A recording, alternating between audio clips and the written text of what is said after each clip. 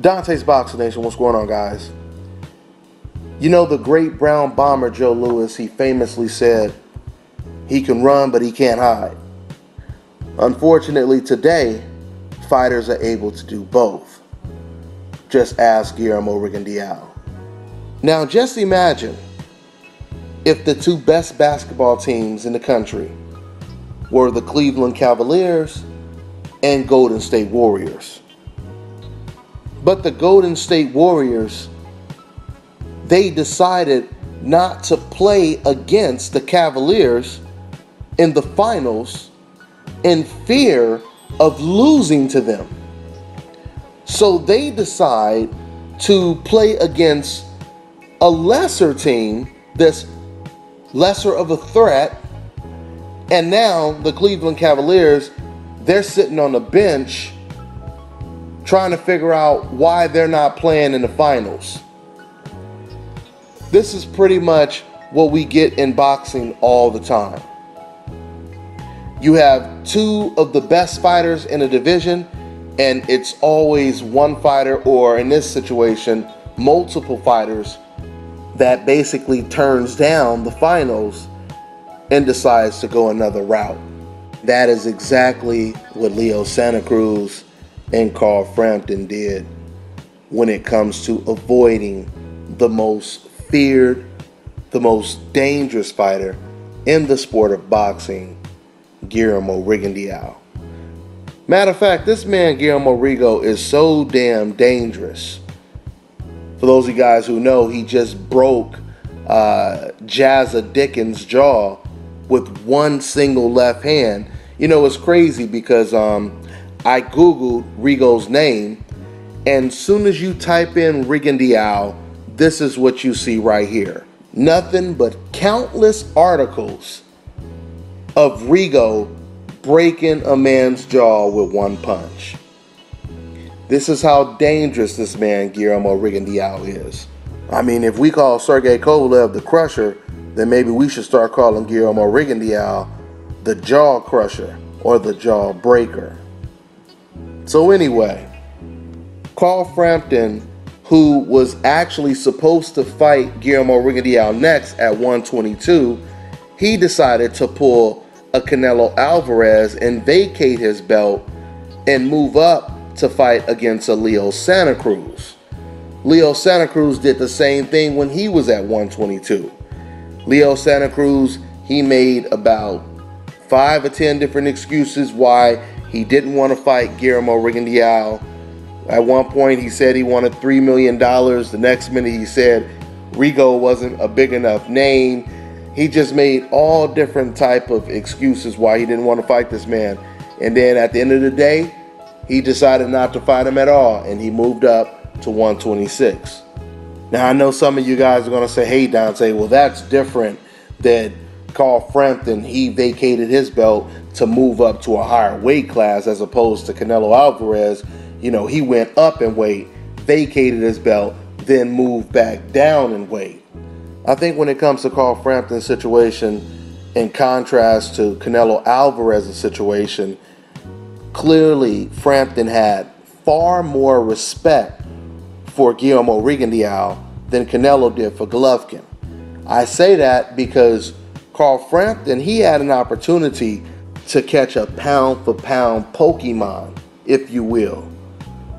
If you guys understand that analogy, what that basically means is, for the fighters out there that want to prove that they're the best fighter in the world pound for pound, you normally have to beat a fighter on that top 5, top 10 list when it comes to pound for pound fighters, right? Carl Frampton, he was one of the rare fighters that had one of those pound for pound fighters in his own division. He decided to avoid a pound for pound top 5 fighter, avoid him and move up to a higher weight class and fight against a guy who wasn't even considered top 10 pound for pound, one of the best fighters in the world. That shows an enormous amount of respect for the boogeyman, Guillermo Rigondeaux. So anyway, as you guys know by now, Carl Frampton, he put on a great performance this past weekend and defeated the former undefeated Leo Santa Cruz. Soon as Carl Frampton beat Leo Santa Cruz, the boogeyman popped up and he called out Carl Frampton. Not only did he call out Carl Frampton, but he said, man, I will come to your hometown and fight you. And of course, there has been no response from Carl Frampton. You know, it's really sad when you think about the fact, once again, you have a fighter who's considered pound for pound, top 5, one of the best fighters in the world. It's not going to be too much of a problem when it comes to negotiating a fight. You know, Guillermo Rigondeaux, he's not going to have some ridiculous stipulations. All he wants to do is prove that he's the best fighter in the world. There's not going to be any money issues. He's not going to turn down Olympic-style drug testing. He's not going to say the fight has to be in Miami, Florida, or in Cuba. Guillermo Rigondeaux is more easygoing when it comes to negotiating than any other fighter that Carl Frampton is going to sit down and negotiate with. But it doesn't matter, because fighters are looking at Guillermo Rigondeaux like he's Mike Tyson 2.0. Mike Tyson in his prime, vintage Tyson. This is how a lot of boxers perceive Guillermo Rigondeaux, the jawbreaker, right? And I tell you right now, fighters like Carl Frampton and Leo Santa Cruz, their names will forever be linked to avoiding Guillermo Rigondeaux. I'll tell you that right now. But at the same time, there are other fighters out there that they also have to worry about, because see, while they're trying to avoid fighters like Guillermo Rigondeaux, they also have to worry about the best featherweight in the division right now, and that's Gary Russell Jr. And I say he's the best because I'm picking Gary Russell Jr. to beat everyone at the featherweight division. I believe Gary Russell is just that good. So with fighters like Guillermo Rigondeaux, Gary Russell Jr. coming after you, it'll be pretty difficult to avoid both of those lions. Let's see if Carl Frampton can do it. You know, I ran into a boxing fan that I was talking to this past weekend at the Nevada Boxing Hall of Fame, and he was telling me, he was saying, yeah, Dante, I don't understand why it is, you know, these boxing fans, they hate on fighters like Ward, they hate on fighters like Guillermo Rigondeaux. And by the way, this guy, he wasn't black, and I'll just leave it at that. But he was basically, you know, speaking in code words, because what he was really trying to say to me is these fans are racist. But you know, a lot of fans, they don't feel comfortable using the R word. So they beat around the bush and they try to say it in a politically correct way. And when they do that, I just come flat out and I just say it. Man, let's just call it what it is. It is not a coincidence that all these fighters on this coincidental list coincidentally happen to look the same way, have the same skin tone, and they're all treated the same way. This shit cannot just all be a coincidence. And that's the reason why I coined the term the coincidentalist. So this guy, he kept going on telling me like, yeah, man, I don't understand it. If you're a boxing fan, what Rigo does is beautiful, etc., etc., etc. And, you know, I thought about all of the hate that fighters on a coincidental list receive. Of course, the majority of that hate, it comes through the internet, because once again, I tell you guys all the time, the internet is a confession booth. The internet is one of the rare places where you can say whatever you feel and remain anonymous, right? You don't have to deal with the repercussions of somebody beating your ass or someone calling you a racist or an idiot, a jerk, because, you know, you got these fake profile names and you could say whatever the hell you want to say. No one knows who you are, right? But anyway, as this guy was telling me all this stuff, I was saying to him, you know, I don't ever take what decafs and, you know, the racist decafs on the internet what they say serious. The reason why I don't take it serious is because what I've learned from being a reporter is 95% of every well-known boxer or trainer who actually does this for a living, they're either inside of the ring as a boxer or they're training a boxer. At least 95% of them, when they talk about fighters like Guillermo Rigondeaux, Andre Ward, everything that they say is congruent with what you guys hear me say. You never hear well-known professional boxers and trainers, not too many. I mean, don't get me wrong. You know, you're going to have a small, tiny percentage of decafs everywhere. But when we look at the stats, you're looking at least 90 to 95% of professional boxers and trainers saying pretty much the exact same things you hear me say. Why? Because they are looking at things from the perspective of an actual boxer. Because they're looking at Guillermo Rigondeaux do things that they want to learn or they want to teach their fighters, right? And let me tell you something. I'm one of the rare people that can really practice what I preach because of the fact that I not only report boxing and cover boxing as a full-time gig, but I also train my son, who is a 4-time state champion and a 2-time national champion. And I've been training him out of diapers, okay? And for you guys that have been asking, we will be back in the gym. My son, he took off a good 2 months, and realistically, he's never took that much time off in his whole amateur career. So we should be back training hard. We've been training at the house, and I'm about to start putting him back in the ring to do some sparring probably the end of next week, or at least within the next 2 weeks. But yeah, with that being said, the reason why I say that is because, once again, if you're not looking at things from a biased-ass emotional perspective, and you are actually looking at things from an intelligent boxer's perspective or an intelligent boxing fan's perspective, then you are going to look at the way Guillermo Rigondeaux uses this perfect ring generalship, stands right in front of you and avoids punches like the Matrix, avoids bullets, sees punches coming in slow motion, can break your jaw with just one punch, how he uses his angles, how he sets you up, he gives you different looks, coming high, coming low. He can fight on the outside, fight on the inside, on the back foot, on the front foot, etc., etc., etc.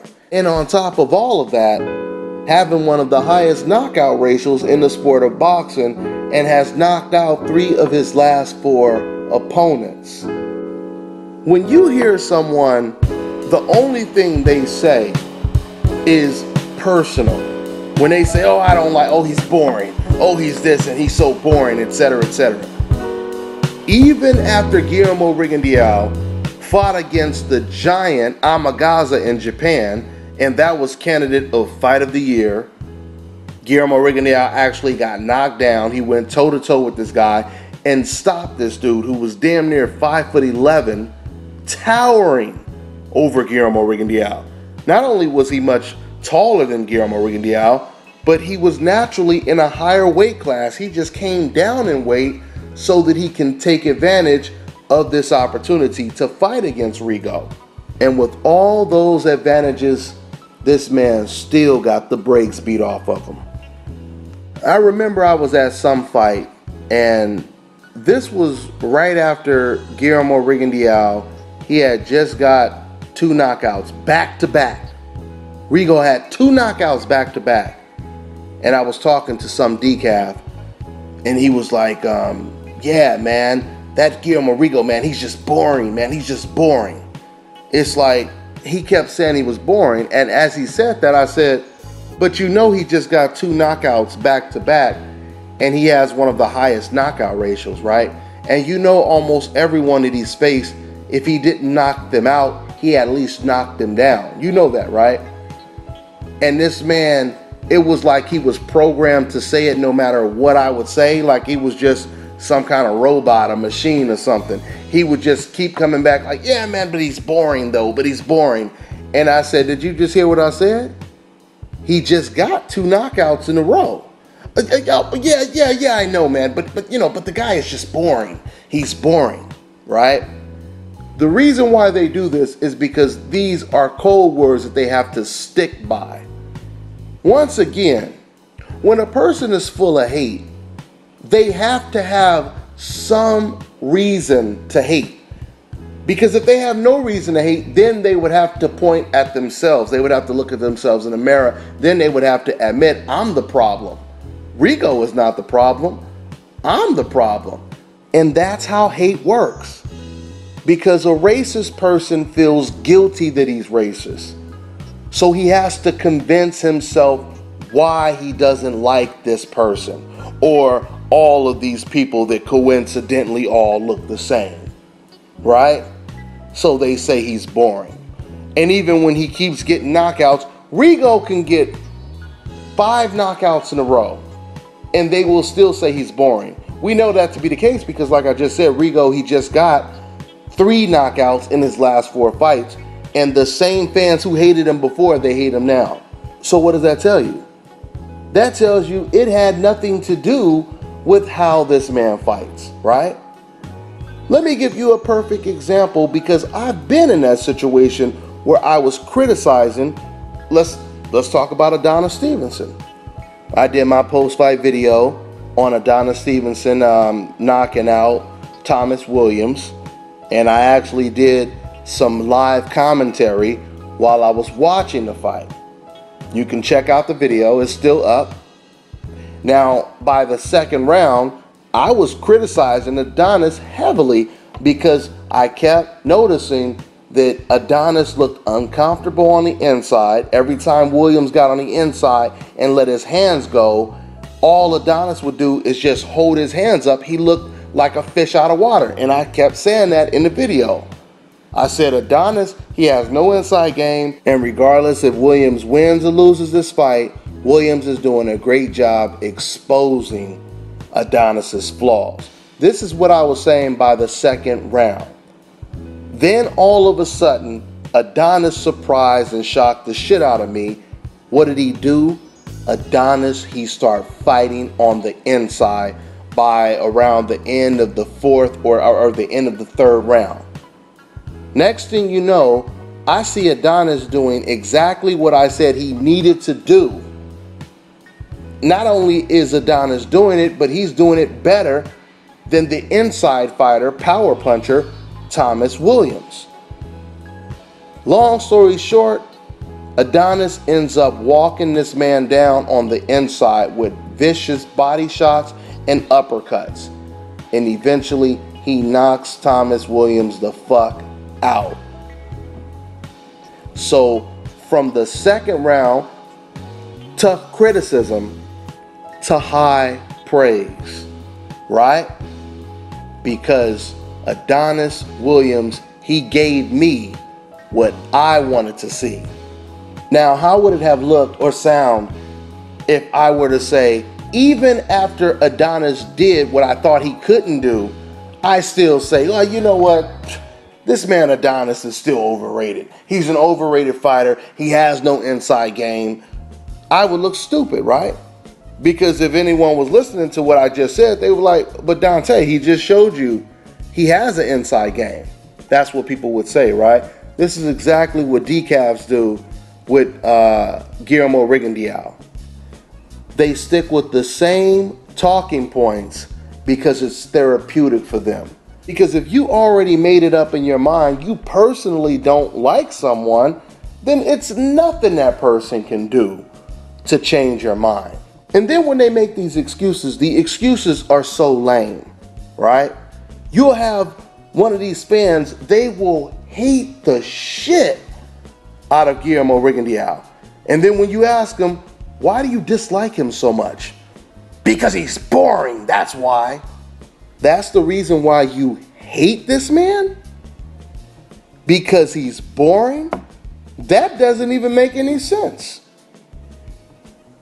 You know, Miguel Vasquez is not the most exciting fighter, but I never thought to hate the man. I'm not a big fan of Vladimir Klitschko's jab and grab style, but I don't hate him. Personally hating someone and criticizing them for being boring, those are two totally different things. When you hate someone, you usually hate someone for doing something to you personally, right? Or saying something about you personally. You might say, I hate Donald Trump because of what he said about my race, because he wants to build a wall and keep my people, my parents, my, relatives out of the country, right? That's more of a logical reason to dislike someone. But to say you hate someone because they are boring to you, that is what you call a cover-up. They do the same thing with Andre Ward. I hate him. He's an inactive bitch. I've had comments, and you guys that follow my channel, you've probably already seen the videos that I dropped. I had a video that I titled, Andre Ward is an inactive bum bitch, end quote. Because that's what one of the decafs called Andre Ward in my comment section. What does Andre Ward being inactive have to do with you not liking him? When Mikey Garcia was inactive, did you call him an inactive bum bitch? Of course you didn't. What a coincidence, right? Could it possibly be because he ain't on the coincidental list and on the hope list? Of course that's the reason. These are code words, guys. Because the obvious translation is they want to call these black fighters something that they know they can't get away with. Because if they call these black fighters what they really want to call them, then they get exposed as a flat-out racist. So once again, they try to keep it politically correct, right? We can't call them the N-word like we want to call them, so let's call them demographics. Let's call them boring. Let's call them cheaters, juicers, steroid cheaters. And the list just goes on and on and on. But going back to the one code word, boring, this is how you know that the hate is way off the charts. Okay, for example, let's say you really do think that this fighter is boring, right? You think that he's boring, you don't like his style. That's you, all right? Now that has nothing to do with how I feel, but that's how you feel. So if you believe that this guy is boring, and I tell you, I actually like this guy, this is one of my favorite fighters. Matter of fact, in the boxing gym, we study his moves all the time. I love watching this guy's fights. Matter of fact, I can't wait until he fights again. Do you know when he's gonna fight again? Now, after you just told me that he was boring, when you say he's boring, that doesn't anger me. But when I tell you that I totally disagree with you and I prefer to watch Guillermo Rigondeaux fight over this fighter or that fighter, matter of fact, we study this guy's moves in the gym, etc., etc., etc. Now, if you tell me that he's boring and I tell you I disagree with you, why would you get upset with the person who tells you he disagrees with you? This is how you know it's personal. If me and you are at a restaurant, right, and you tell me that you don't like seafood, and I tell you I like seafood, are you going to now tell me that I'm one of your enemies because I'm guilty by association with the food that you don't like? This is what these decafs do. Saying that someone is boring, it really has nothing to do with boxing. It really doesn't. I mean, once again, for you, you can personally say you don't like that guy. But my question to you is, can you find someone that can beat him? I don't care if you don't like him. Can you find someone to beat him, right? For example, if I came to you and I told you, man, I hate Guillermo Rigondeaux more than you do. Man, I would pay you money to find someone to beat the shit out of him. Whoop his ass. I want it done in the ring. I want somebody in his division to beat the shit out of him. If I paid you money to get someone to beat him up, can you do that for me? You know what that motherfucking decaf is gonna say? He gonna say, no, I can't find nobody, but you know what, I can tell you that he's boring. He's boring? What the fuck does boring do for me? I told you I wanted someone to beat his ass. I don't give a damn about him being boring. I want his boring ass whooped. Can you do it for me, yes or no? No, I can't find anyone. He's a little too good to be beat. But, you know, I could probably, you know, have someone send some tweets to his Twitter and they can call him like a boring bitch or something like that. Now, how the hell is that helping me? I don't know. Exactly. So you calling him boring, it doesn't mean a goddamn thing. Can you beat him? Can you name some multiple fighters that can beat him? Telling me you don't like him does nothing for me. Right? That's like if Hitler was trying to conquer the entire world like he did before, and you sit over here and you tell me, well, we can't stop him from conquering the world, but I could tell you that motherfucker don't know how to dress, and his speeches are corny, and he got a whack-ass mustache.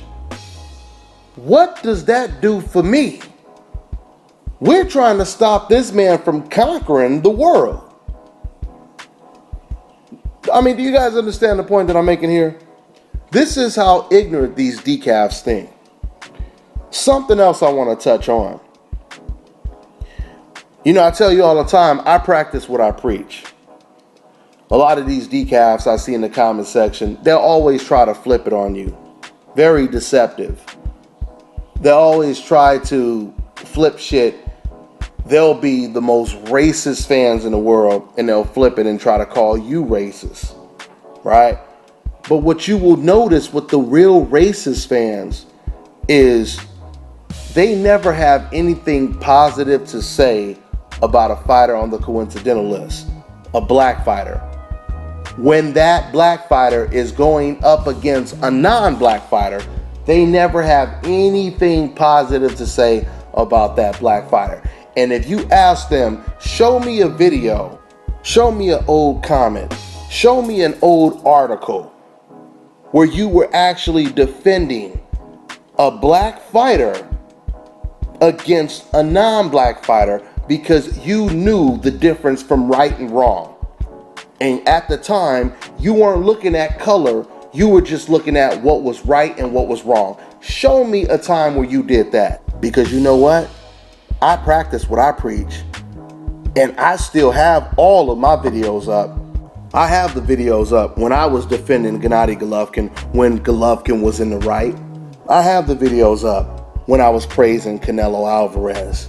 I have the videos when I was criticizing Deontay Wilder when he was younger and coming up. I have the videos when I was criticizing Adonis Stevenson, when I was criticizing J. Leon Love when he was undefeated, criticizing Danny Jacobs, etc., etc., etc. I have the documents. Where are your archives? Were you giving Andre Ward credit?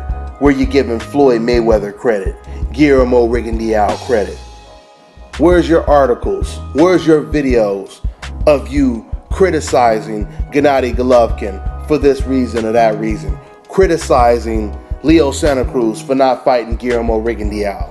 Criticizing Carl Frampton for not fighting Guillermo Rigondeaux? Where is the balance at? Because I can prove mines. It's all documented. That's all I got for now. I'm on to the next one. This is Bobby, and you're watching Dante's Boxing Nation.